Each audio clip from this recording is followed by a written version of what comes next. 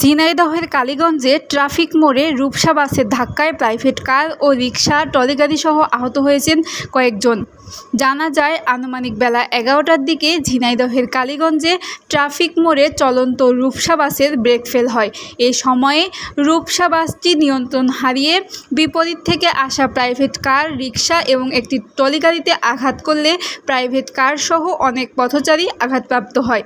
পরে তাদেরকে স্থানীয় বিভিন্ন হাসপাতালে আহত অবস্থায় পাঠানো হয়। এই ঘটনায় 7 থেকে 8 জন আহত হয়েছে, তবে কোনো নিহতের খবর পাওয়া যায়নি। বিস্তারিত রাজু আহমেদের রিপোর্টে কালীগঞ্জ থেকে।